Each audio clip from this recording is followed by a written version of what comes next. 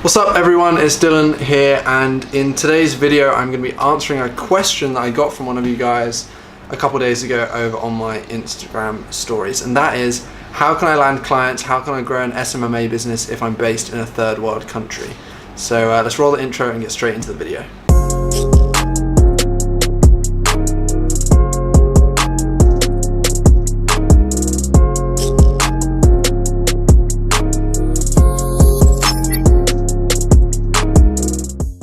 Okay everyone, so before we jump straight into this, I want to say, if you aren't already, go ahead and follow me on Instagram, because that is where I often ask you guys questions and give you opportunities to give me video ideas and help support you. So go ahead, follow me on Instagram if you aren't already. We'll put a little button somewhere around here, and that's where we can hang out, spend a bit more time together. So this question came from one of my Instagram stories. I'm going to pop it up on the screen somewhere over here or over here.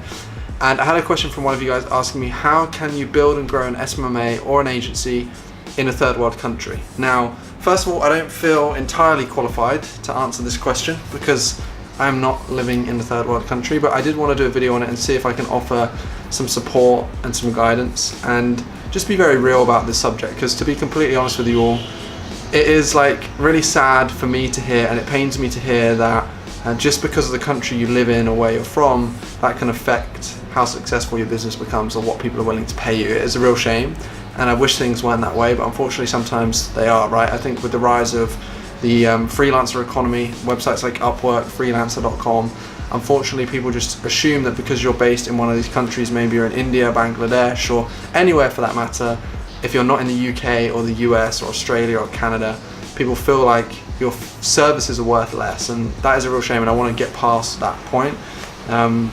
But we need a huge change to make that happen, right? So let's focus on some actionable stuff that you can do to hopefully help you launch your business if you are in one of these countries, grow your business, or feel comfortable charging more.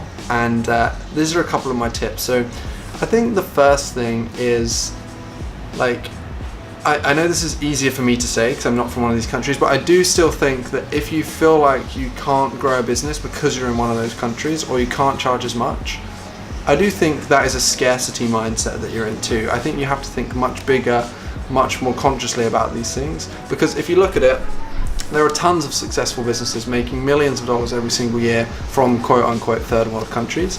I think you're placing a limiting belief on yourself if you feel like you can't charge more just because of where you're from.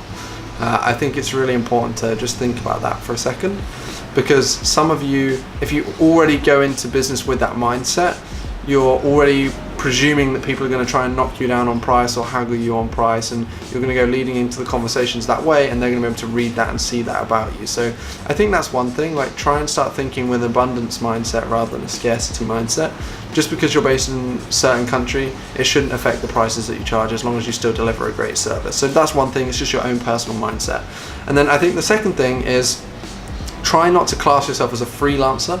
Instead, class yourself as an agency owner, and make it clear when you're speaking with people that you have a team of highly skilled individuals. So you can either utilize contractors, other freelancers, you can hire people in your own city, own country if you want, but focus on being a team of skilled people rather than a freelancer. Because if people see you as just a freelancer, they might feel like it's easier to negotiate on price, or you bring less to the table. Whereas if you're talking about the team that you have around you, the skilled people that you use, that can be one reason why you're charging more than, let's say, other people in your country or in your location, because you have more skill behind you and within your team. So that's another thing.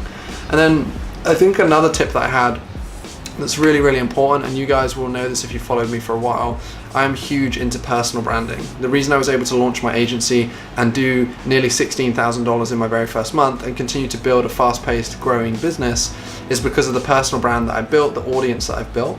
And I think if you try and replicate that yourselves, if you focus on building out your own personal brand and positioning yourself as an authority figure within your niche and within your industry, then that can also help you start to charge more and grow your business faster.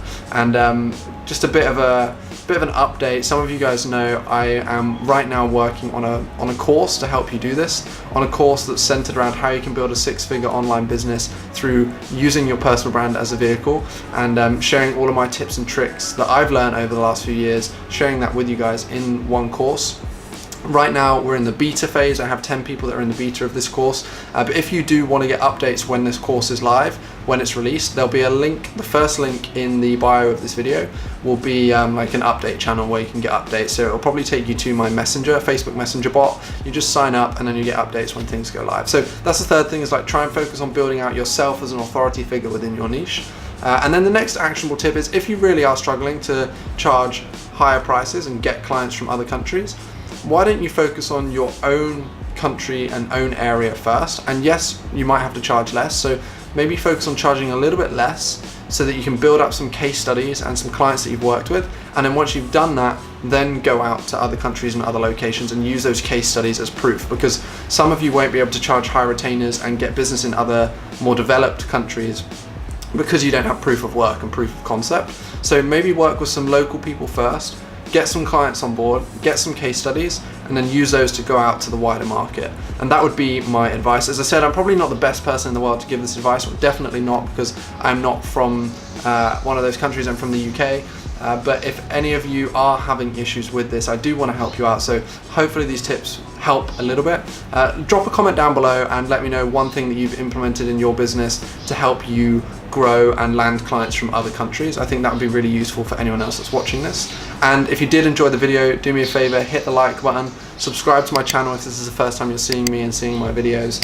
I share lots of helpful videos and tips and tricks about how you can grow your personal brand, how you can grow your agency, and improve your revenue as you're doing that. So I appreciate you for watching this. I hope you enjoyed it. And if you want updates about the course when it's live, I'm super excited about this. I'm putting a lot of time, a lot of energy, and a lot of resources into this. So click the first link below in the description and sign up to the updates in the chat bot.